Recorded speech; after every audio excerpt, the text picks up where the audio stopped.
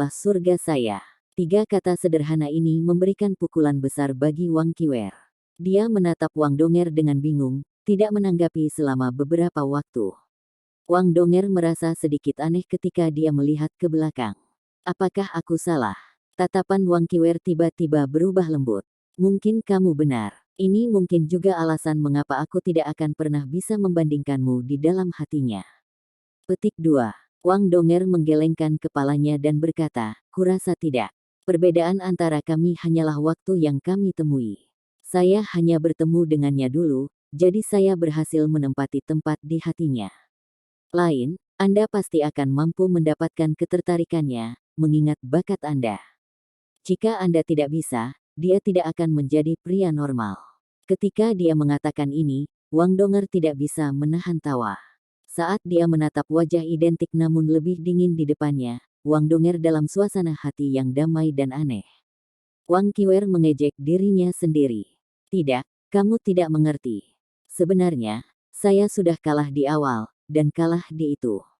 Saya tidak bisa dibandingkan dengan Anda, apapun yang terjadi. Petik 2.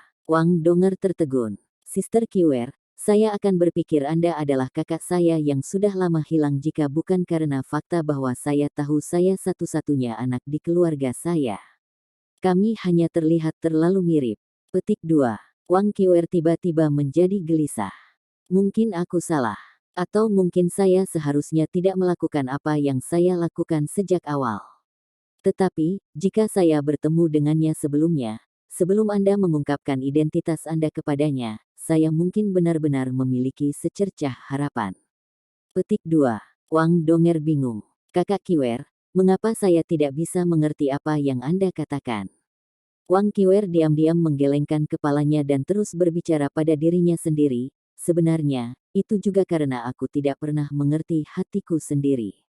Akan lebih bagus jika saya melakukannya. Atau mungkin aku seharusnya tidak keluar untuk menemukannya. Aku salah, saya selalu salah. Petik 2. Wang Donger berhenti berbicara, dan hanya mendengarkannya berbicara diam-diam. Apakah kamu bingung dengan apa yang aku katakan? Wang Qiwer tertawa, tawanya membawa nada sarkastik yang aneh. Namun, dia bersikap sarkastik pada dirinya sendiri. Wang Donger sedikit mengangguk. Wang Qiwer terkekeh dan berkata, tidak ada kebetulan di dunia ini. Apakah Anda benar-benar berpikir bahwa kita akan sangat mirip jika darah kita tidak berasal dari tempat yang sama? Tidakkah kamu berpikir bahwa aku kelihatan seperti Dewi Cahaya yang dia pegang di dalam hatinya? Wang Donger bingung. Kakak Qiwer, apa maksudmu? Wang Qiwer berkata, penampilan saya berasal dari Anda. Atau lebih tepatnya, itu datang dari proyeksi Anda yang tercetak paling dalam di hatinya, dan yang ia penuhi dengan cinta. Itulah alasan mengapa saya mengubah diri saya menjadi penampilan ini dan muncul di depannya. Namun, saya tidak berharap apa yang disebut kakak perempuan Anda itu salah, itu sebenarnya kamu. Proyeksi dalam hatinya ini sebenarnya mewakili Anda ketika Anda tumbuh dewasa. Petik 2. Wang Donger akhirnya tidak bisa tetap duduk lagi. Dia tiba-tiba berdiri, dan menatap Wang Qiwer, tertegun.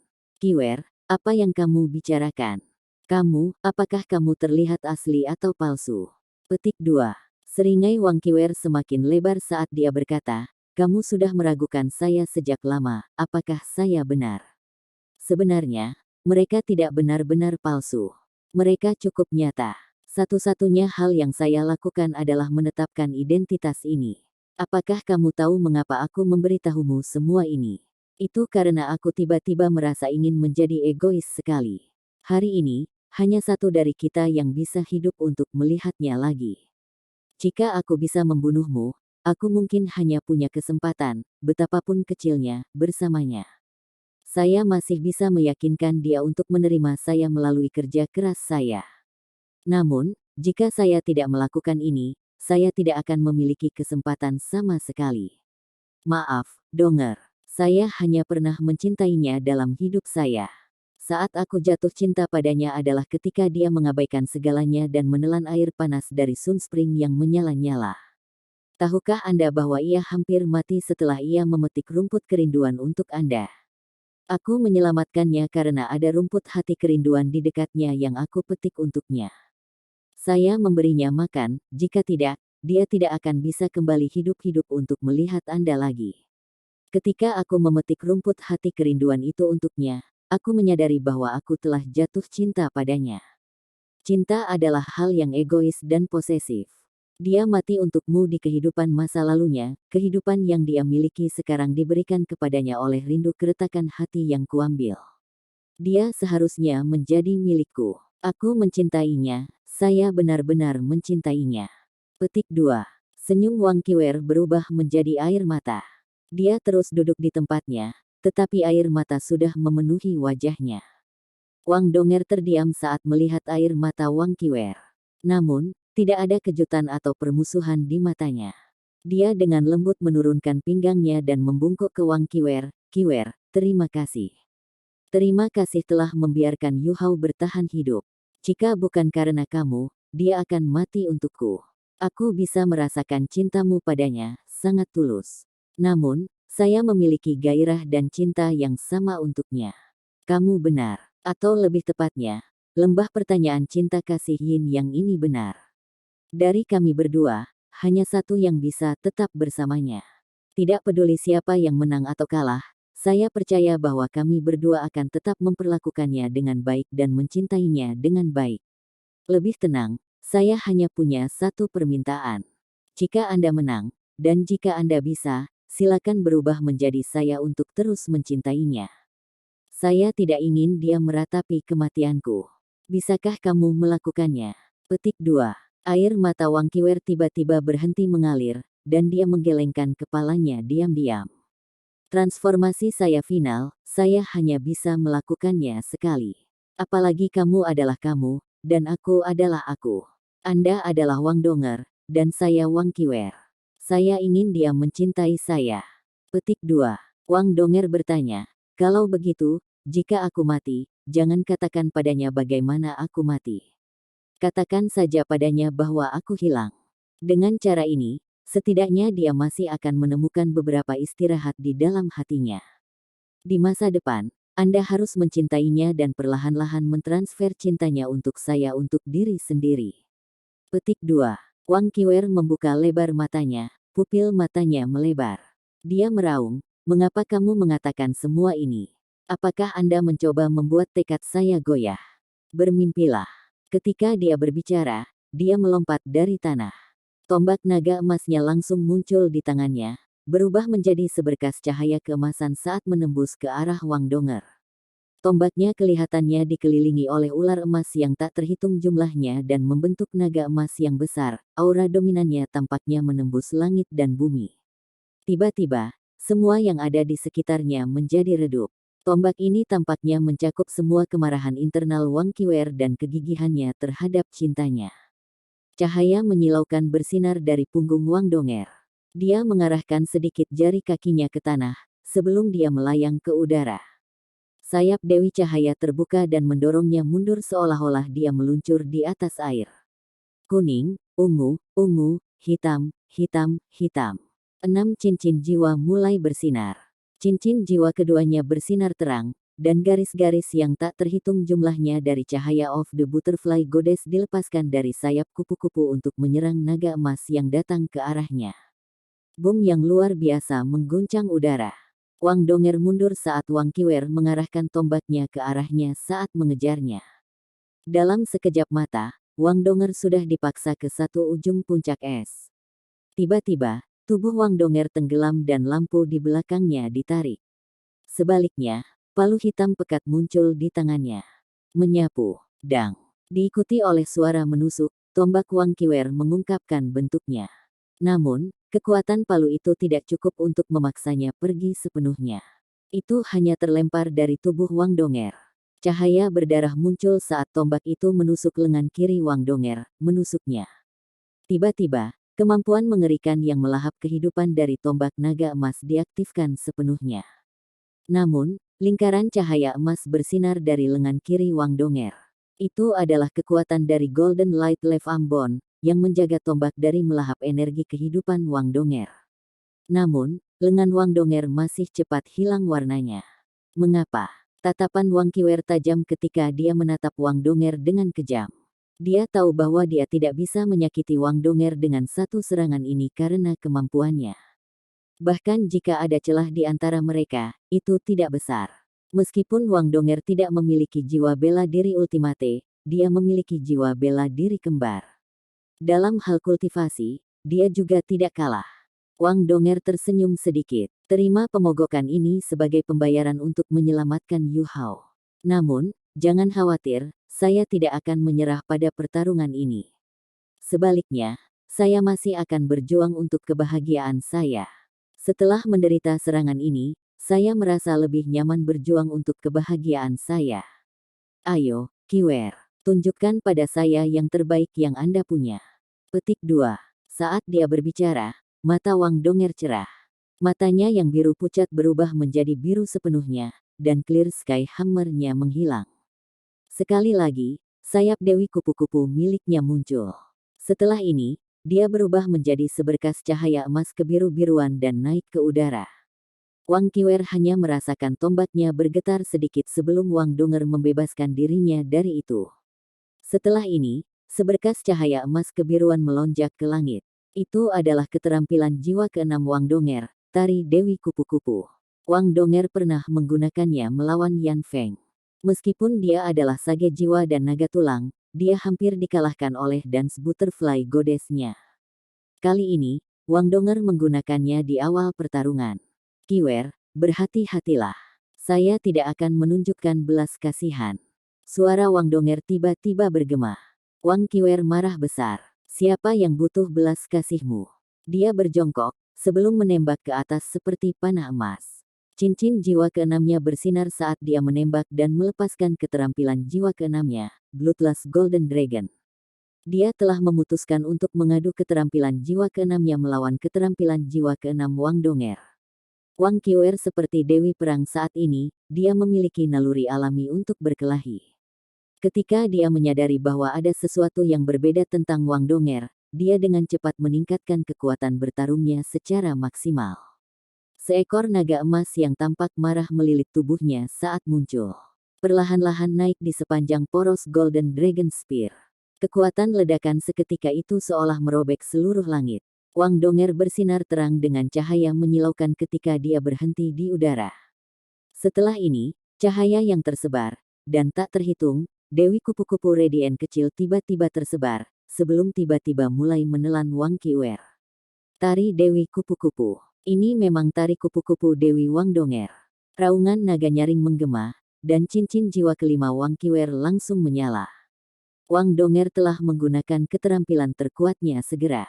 Meskipun Wang Qiwer tidak tahu niatnya, dia masih bertekad untuk mengadu keahliannya yang paling kuat melawan Wang Donger. Kombinasi Bloodlust Golden Dragon-nya dan Golden Dragon's Roar adalah pasangan keterampilan jiwa terkuat yang bisa dia bentuk. Coiling Golden Dragon langsung tumbuh lebih besar, dan mulai menutupi tubuh Wang Qiwer sepenuhnya. Matanya benar-benar merah sekarang, menandai pertanda haus darah. Seluruh puncak es diterangi oleh cahaya yang keluar dari tubuhnya. Dewi Kupu-Kupu Radiant yang tak terhitung jumlahnya seperti awan emas kebiru-biruan yang menyilaukan pada Wang Qiwer, sedangkan naga emas melingkar menyerbu ke arah mereka seolah-olah sedang mencari cahaya. Ketika kedua belah pihak bersentuhan satu sama lain, naga Wang Qiwer berhenti, dan Dewi Kupu-Kupu Radiant yang tak terhitung jumlahnya dengan lembut mengikutinya. Mereka tidak berbenturan dengan naga, tetapi mendarat secara bertahap. Ini menggunakan kelembutan untuk menaklukkan kekuatan. Wang Donger jelas menyadari bahwa dia akan kalah dari Wang Qiwer dalam konfrontasi langsung, bahkan dengan teknik palu angin membelah chaotic dari Clear Sky Hammer-nya. Wang Qiwer tidak akan pernah membiarkannya memiliki kesempatan untuk melepaskan teknik palu angin chaotic pembelahannya dengan kekuatan penuh. Itulah sebabnya hanya ada satu cara dia bisa mengalahkan Wang Qiwer, menggunakan kelembutannya untuk menaklukkan kekuatan Wang Qiwer. Hanya Dance Butterfly Goddess-nya yang mampu menekan Wang Qiwer. Naga emas langsung berubah menjadi kebiru-biruan karena ditelan oleh Dewi Kupu-Kupu Radiant. Proyeksi emas kebiruan besar juga muncul di langit pada saat yang sama. Naga emas mulai bertingkah hebat saat mencoba keluar dari perangkap yang ditetapkan oleh Dewi Kupu-Kupu Radiant. Namun, kekuatan ledakan Wang Qiwer dan aura dominan terus melemah saat dia mencoba melarikan diri. Terhadap Yan Feng, Wang Donger telah melepaskan 7 ledakan berturut-turut dengan menggunakan Dance Butterfly Goddess-nya. Bahkan dengan kemampuan Master Roh Jahat Yan Feng, dia masih perlu menggunakan tubuh sejati jiwa miliknya untuk membebaskan diri. Namun, bahkan saat itu dia masih terluka. Tari Dewi Dongeng Wang Donger hanya mungkin karena dia bisa memetamorfosis kemampuannya. Dia tidak kalah berbakat dari Huo Yuhao. Lagi pula, dia juga memiliki jiwa bela diri kembar. Pada titik ini, Wang Qiwer akhirnya mengalami betapa kuatnya Wang Donger itu. Ledakan. Ledakan pertama terdengar, dan proyeksi besar Radiant Butterfly Goddess tiba-tiba muncul, menyebabkan naga emas melingkar menjadi lebih kebiru-biruan. Boom, boom, boom, 3 ledakan lainnya terdengar. Naga emas mulai berputar dan memutarbalikkan sangat. Dewi kupu-kupu Radiant yang mengelilinginya juga telah berubah menjadi pola emas kebiruan di tubuh Wang Qiwer. Boom, boom, ledakan kelima dan keenam terdengar. Ledakan mengerikan menyebabkan aura naga emas melemah secara signifikan. Namun, langit tiba-tiba menjadi sunyi saat ini. Proyeksi kupu-kupu emas kebiruan yang muncul setelah ledakan keenam bergema sepertinya terwujud di udara. Setelah ini, proyeksi naga emas muncul di bawahnya, dan mulai dengan cepat mengetuk jalannya ke tubuh Wang Qiwer. Weng, ang. Lampu keemasan yang menusuk sepertinya menciptakan matahari kecil lain di langit. Setelah itu, aura yang mendominasi yang belum pernah terjadi sebelumnya langsung meledak. Cahaya emas kebiru-biruan memudar, dan naga akhirnya berhasil membebaskan diri dari pengekangannya, melarikan diri dari pengepungan sebelum ledakan terakhir terjadi. Sosok Wang Donger muncul di udara, terbentuk dari kombinasi garis cahaya kebiru-biruan yang tak terhitung jumlahnya. Saat ini, dia tampak sangat pucat, dan lengan kirinya merosot di samping tubuhnya. Namun, cincin jiwa kelimanya juga menyala, dan dia mengubah emas transparan. Ini adalah keterampilan jiwanya yang kelima, Dewi Kepemilikan Cahaya. Pada saat berikutnya, naga emas yang bangkit bentrok dengan Dewi Kupu-kupu Wang Donger sekali lagi. Meskipun mereka berdua emas, mereka berdua memiliki gaya dan aura yang berbeda. Cahaya keemasan dari tubuh mereka berkelok-kelok di udara saat mereka bentrok. Dewi Kupu-kupu Wang Donger dan naga emas melingkar Wang Qiwer menghilang. Hanya 2 sosok menggairahkan turun dari langit dan secara bertahap mendarat di puncak es. Wang Donger dan Wang Qiwer tampak pucat. Namun, tatapan mereka sama tajamnya. Meskipun mereka hanya berselisih untuk waktu yang singkat, mereka sudah memberikan semua. Rambut mereka yang panjang, berwarna biru pucat berkibar-kibar di udara, dan mereka berdua sangat gigih dan fokus. Tekad mereka menyebabkan puncak es dipenuhi dengan udara yang suram. Saat mereka mendarat, mereka juga mengisi ulang sendiri. Bentrokan mereka berikutnya pasti sama spektakulernya seperti sebelumnya. Bahkan mungkin memutuskan siapa pemenang pertarungan ini. Namun, langit menyala pada saat ini. Seolah-olah matahari telah menghiasi puncak es dengan kehadirannya. Cahaya keemasan terang dengan cepat menarik perhatian mereka. Mereka mengangkat kepala untuk melihat ke langit. Apa yang mereka lihat membuat mereka tercengang dan cemas. Di tengah cahaya keemasan, sesosok-sosok dengan cepat mengisi ke arah sosok lain. Namun, sosok mantan terlempar ke belakang setiap kali ia mencoba menyerang. Darah terus mengalir dari tubuhnya. Namun, dia masih merangkak dalam kegigihan dan menyerbu ke arah sosok ilusi. Yu Hao, itu dia. Keduanya berbicara pada saat yang hampir bersamaan. Niat bertarung kuat mereka dibubarkan pada saat ini. Lampu emas kebiru-biruan di belakang Wang Donger mulai menyala lagi. Dia tidak bisa diganggu untuk memulihkan kekuatannya lagi, sayap-sayap Dewi Cahayanya dengan cepat terbuka. Saat dia mengepak mereka dengan paksa, dia mendorong dirinya ke arah sosok di udara yang terus dipukuli. Wang Qiwer tidak bisa terbang, tetapi ini tidak mempengaruhi gerakannya. Dia tenggelam, sebelum tiba-tiba muncul seperti peluru meriam. Kekuatan naga emasnya mendorong tubuhnya ke atas menuju sosok yang lain dengan kecepatan yang bahkan lebih cepat daripada Wang Donger. Namun, kekuatan menakutkan yang tak terlukiskan tiba-tiba turun dari langit ketika mereka mencapai ketinggian tertentu, menyebabkan mereka dipaksa kembali ke puncak es. Tidak. Wang Donger berteriak kesedihan ketika dia melihat Huo Yuhao terlempar kembali. Karena karakter Wang Qiwer berbeda dari karakternya, reaksinya juga berbeda. Dia tidak menangis, melainkan menggertakkan giginya. Dia mengabaikan segalanya dan melompat ke udara lagi. Namun, mereka terlalu lemah dibandingkan dengan kekuatan yang telah turun dari langit. Semua upaya mereka sia-sia. Sosok emas kebiruan perlahan berjalan menuju Huo Yuhao, dan trisula yang bersinar muncul di tangannya. Tidak, kali ini, Wang Qiwer akhirnya berteriak bersama dengan Wang Donger. Mereka berdua memiliki tatapan putus asa di mata mereka. Pada titik ini, proyeksi cahaya berhenti, dan suara acuh tak acuh dari sebelumnya terdengar lagi. Tidak ada kesimpulan yang akan dicapai dari duel ini di antara kalian berdua. Karena itu masalahnya, kami akan menggunakan metode lain. Huo Yuhao berada di ambang kematian sekarang. Namun, dia akan bertahan selama salah satu dari Anda bersedia mengorbankan hidup Anda untuknya. Namun, Anda harus ingat bahwa dia mungkin berakhir dengan orang lain jika dia selamat dan Anda mati. Ini berarti bahwa Anda dapat memberikan cinta Anda saingan keinginannya jika Anda mengorbankan hidup Anda untuk menyelamatkannya. Kalian berdua akan memiliki 3 detik untuk memutuskan. Petik 2. Tanda pisah tanda pisah. 3. Bukankah ini sedikit kejam bagi mereka? Bukankah tesnya cukup? Sebuah suara membosankan bertanya. Kalau saja menjadi menantu saya. Namun, harapan pribadi saya kepadanya hampir tidak sesederhana itu. Selain itu, ada juga prasyarat untuk menjadi menantu. Sudahkah kamu lupa? Sebuah suara yang menenangkan menjawab. Tidak mudah menjadi menantu Anda. Mengapa saya merasa seperti Anda mencoba membalas dendam sebelumnya? Apakah semua ayah seperti itu ketika mereka melihat anak perempuan mereka jatuh cinta pada orang lain? Anda pasti bersenang-senang dengan pertarungan, kan? Petik 2.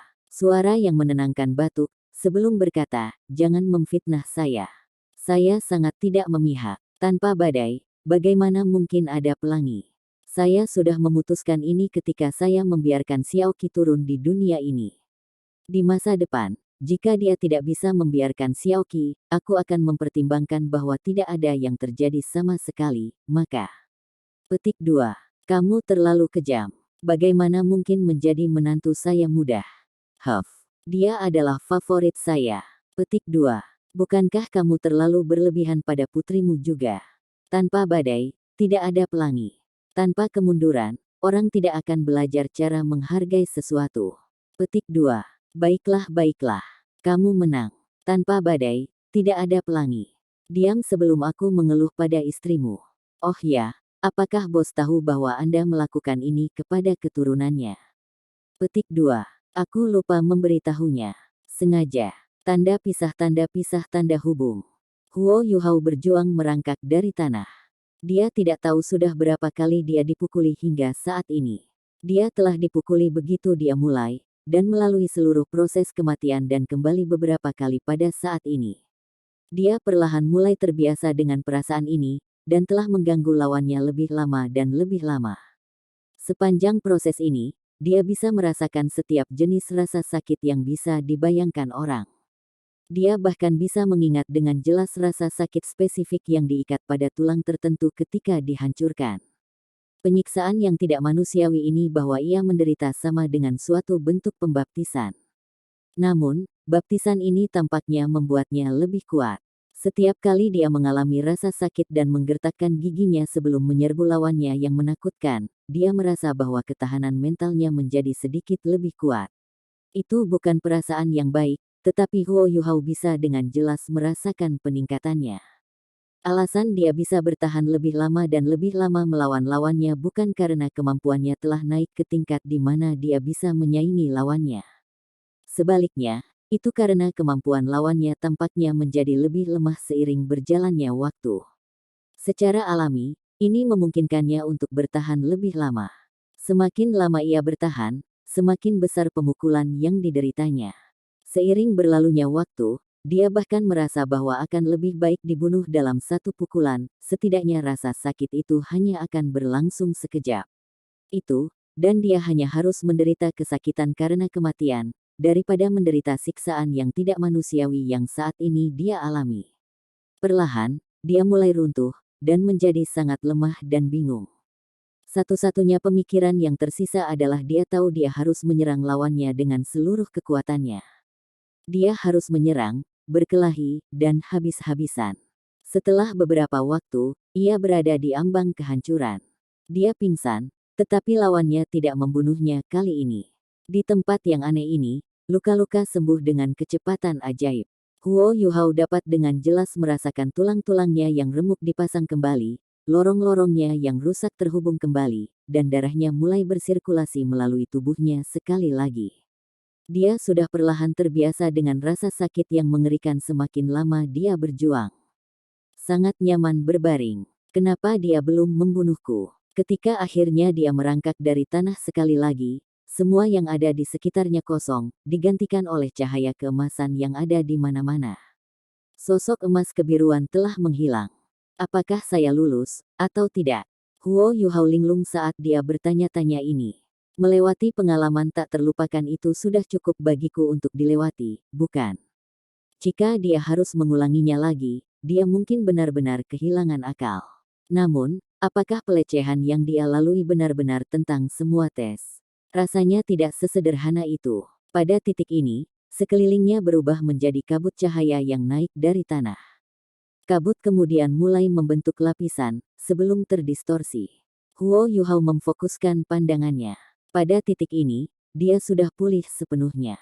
Meskipun dia tidak tahu apakah akan ada tes lagi untuknya atau jika semuanya telah berakhir, dia merasa sangat percaya diri. Bukan saja dia tidak memiliki rasa takut, dia malah bersemangat. Penyiksaan brutal yang dia alami bukanlah sia-sia. Kemampuan dan ketahanan mentalnya telah meningkat secara signifikan. Lampu menyala, mengubah tanah menjadi proyeksi heksagonal besar. Simbol esoteris yang tak terhitung jumlahnya melayang dan berubah di dalamnya. Segala sesuatu di sini tidak terkendali, tidak seperti sebelumnya. Huo Yuhao merasakan bahwa kekuatan jiwanya masih beredar dengan baik, dan bahwa kekuatan rohaninya tidak lagi ditekan. Satu-satunya hal yang menyedihkan adalah bahwa tungkai bawahnya telah membeku sekali lagi. Netralisasi sebelumnya dari energi asal Ultimate Ace telah kehilangan efeknya. Selain itu, dia tidak bisa terhubung dengan cincinnya untuk melepaskan alat jiwanya yang berbentuk manusia untuk membawa tubuhnya. Akibatnya, dia hanya bisa duduk di tanah, menggunakan lengannya untuk menenangkan dirinya. Pada titik ini, dua sinar cahaya keemasan bersinar secara vertikal tidak jauh di depannya. Dua sosok perlahan menjadi jelas dan muncul di depannya. Kedua tokoh ini saling mendukung. Seluruh tubuh mereka berlumuran darah saat mereka muncul. Jika bukan karena fakta bahwa Huo Yuhao akrab dengan mereka, dia tidak akan mengenali mereka. Dai Huabin, Zulu. Huo Yuhao berseru kaget. Dai Huabin juga melihatnya. Dia mengangkat kepalanya dan berjuang untuk mengangguk. Setelah Huo Yuhao telah membantu ayahnya sebelumnya, dia tidak lagi memusuhi dia. Namun, ada sorot sedih di matanya pada saat ini. Dai Huabin terluka parah, seolah-olah dia baru saja keluar dari tong pewarna, seluruh tubuhnya berlumuran darah. Namun, dia masih tetap berdiri, dan mendukung Zulu di tangannya. Tubuh Zulu mengejang, dan dia mengerang dari waktu ke waktu. Huo Yuhao dapat langsung mengatakan bahwa ada sesuatu yang salah dengan dia menggunakan mata rohnya. Ketika dia fokus pada tubuh Zulu, dia sangat terkejut mengetahui apa yang terjadi padanya. Zulu dalam keadaan tragis, seluruh lengan kanannya bengkok. Sedangkan untuk wajahnya, hanya mungkin melihat setengahnya, karena berlumuran darah dan luka, hanya setengah dari hidung dan satu telinganya yang tersisa. Sisi wajahnya yang tersisa sangat pucat. Dai Huabin, Zulu, apa yang terjadi? Huo Yuhao hanya bisa bertanya. Sangat sulit baginya untuk bergerak sekarang, jadi dia hanya bisa duduk di mana dia berada dan menanyai mereka berdua. Dai Huabin berjuang untuk berbicara. Dia diracun. Untuk menyelamatkannya, Huo Yuhao mengerti apa yang sedang terjadi. Saat dia melihat luka di sekujur tubuh Dai Huabin, dia tiba-tiba merasa bahwa kebencian terhadapnya sedikit berkurang. Tidak, aku tidak bisa melupakan kebencianku padanya. Dia adalah orang yang menyakiti ibu, yang menyebabkan dia. Namun, mengapa ibu tidak membiarkan saya membalas dendam, dan sebaliknya mengatakan kepada saya bahwa itu adalah takdir? Huo Yuhao merasa sedikit tersiksa, dan menutup matanya. Untuk Dai Huabin, dia memiliki ekspresi simpati di wajahnya. Dai Huabin membantu Zulu ke tanah saat dia duduk di sebelahnya. Dia menunduk dan membiarkannya berbaring di pahanya. Saat ini, dia tidak tampak sekuat sebelumnya. Hanya ada tatapan lembut di matanya saat dia memeriksa luka Zulu. Air mata juga mulai mengalir tak terkendali dari matanya. Lulu, jangan khawatir. Ketika aku memutuskan untuk memotong lenganmu, aku sudah memutuskan bahwa aku akan mencintaimu dan menikahimu sebagai istriku tidak peduli apa yang terjadi padamu. Anda akan selalu menjadi yang paling cantik di mataku. Saya akan membunuh siapapun yang menyebut Anda jelek. Aku akan menjagamu dengan baik. Bahkan jika saya mati, saya akan memastikan Anda tidak membahayakan. Petik 2. Dai Huabin terisak. Air mata jatuh dari matanya dengan setiap kata yang dia ucapkan. Semua janji di dunia tidak bisa dibandingkan dengan pengalaman kehidupan nyata.